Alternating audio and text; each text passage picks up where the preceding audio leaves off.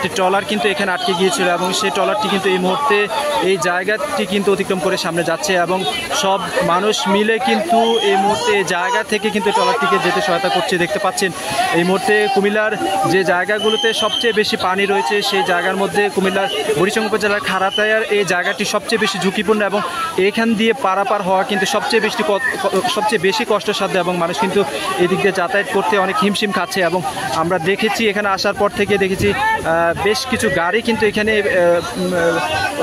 অনেক সমস্যায় পড়েছে এবং কিছুক্ষণ আগেও কিন্তু একটি ট্রলার এখানে আটকে যায় এবং সেই ট্রলারের পর কিন্তু এখানে কিন্তু আরেকটি বড় ট্রলার এই মুহূর্তে আমরা দেখতে পাচ্ছি এখানে এই ট্রলারটি এসেছে এবং এখানে কিন্তু ট্রলারে দেখতে পাচ্ছেন স্বেচ্ছাসেবীরা কিন্তু অনেক সদস্য আছে এবং তাদের যে কার্যক্রম তারা কিন্তু মানুষকে উদ্ধার করা এবং ত্রাণ পৌঁছে দেওয়ার যে কার্যক্রম সেটি কিন্তু তারা এই মুহূর্তে যে ট্রলার দিয়ে করছে সেই ট্রলারটি কিন্তু এই মুহূর্তে এখান থেকে উদ্ধার করা হয়েছে। দেখতে পাচ্ছেন মানুষ কিন্তু প্রচুর ভিড় পড়েছে এবং এখানকার আশেপাশে যারা আছেন সবাই কিন্তু এই জায়গাতে সবাই কিন্তু একসাথে হয়েছেন এবং এখান থেকেই কিন্তু তারা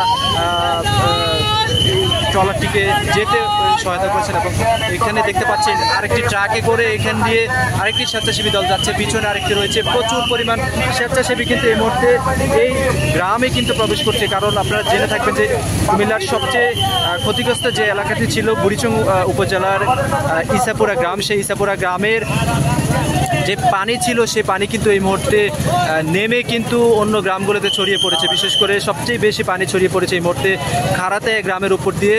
এই জায়গাতে এখনও কিন্তু কারো কারো কোমর সমান পানি এই জায়গাতে হয়, দেখতে পাচ্ছেন কারো কারো কিন্তু কোমর সমান পানি এই মুহূর্তে এই জায়গাতে রয়েছে এবং এখান দিয়ে এই মুহূর্তে চলাফেরাটা খুব কষ্টসাধ্য এবং গাড়িগুলো যেগুলো আসা যাওয়া করে সেগুলো কিন্তু খুব ঝুঁকি নিয়ে কিন্তু এই মুহূর্তে চলাফেরা করছে, আপনারা দেখতে পাচ্ছেন। আচ্ছা আঙ্কেল, একটু কথা বলবো, এই জায়গাতে গাড়িগুলো দেখছি থেমে যাচ্ছে এবং এখানে আটকে যাচ্ছে, কারণটা কি একটু বলবেন? এখানে হচ্ছে যে স্রোত বেশি আর গর্ত হয়ে গেছে, অনেকগুলা গর্ত হয়ে গেছে, যার কারণে গাড়ি কাটছে হয়ে যায়।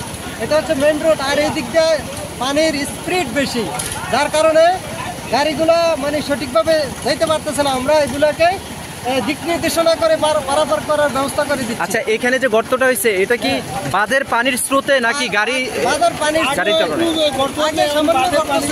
বাঁধের পানিতে বেশি স্রোত হওয়ার কারণে এদিকে গর্ত হয়ে গেছে। আপনাদের এই এলাকাতে সবচেয়ে বেশি পানি কোথায় আছে এখন? পানি এই জায়গায় আছে, এই জায়গায় আছে, ওই দিক দিয়ে আছে, ওই যে মহিষমারার পরে ওই দিক দিয়ে পানি আছে। আর পরে ওই সাইডে হচ্ছে বাক্সিমুল, হরিপুর, ওই অঞ্চলে প্রচুর পানি, ওই অঞ্চলে এখন প্লাবিত হয়ে গেছে। আপনাদের বাড়ির ভিতরে আছে না, বারেশ্বর ওইদিকে লরিবাগ, ওইদিকেও পানি প্রচুর। বাড়ির ভিতরের অবস্থা কি? বাড়ির ভিতরে বুক পানি, কোনো জায়গায় মাজা পানি। দর্শক দেখছেন, আমরা কিন্তু একজনের সাথে কথা বললাম, উনি কিন্তু বলছেন এখানে কিছুটা ভাঙা ছিল, পরে কিন্তু নদীর পানির যে স্রোত, গোমতী নদীর বাঁধ ভাঙার যে পানির স্রোত ছিল সেই স্রোতের কারণে কিন্তু এই জায়গাটি ভেঙে যায় এবং আজকে 6 দিন কিন্তু এই জায়গা দিয়ে কিন্তু পানি প্রবাহিত হচ্ছে এবং এখনও কিন্তু মানুষের দুর্ভোগ কমেনি। আপনারা দেখতে পাচ্ছেন তীব্র স্রোত কিন্তু বয়ে যাচ্ছে কুমিল্লা খারাতায়া এই জায়গাটিতে, যে জায়গাতে এই মুহূর্তে সবচেয়ে বেশি স্রোত প্রবাহিত হচ্ছে। দেখতে পাচ্ছেন, সরাসরি আপনাদেরকে দেখানোর চেষ্টা করছি এবং এই জায়গা দিয়ে এই মুহূর্তে চলাফেরা করাটা কিন্তু খুব কষ্টসাধ্য হয়ে যাচ্ছে এবং ঝুঁকি নিয়ে কিন্তু সবাই এই জায়গাটি অতিক্রম করছে, দেখতে পাচ্ছেন।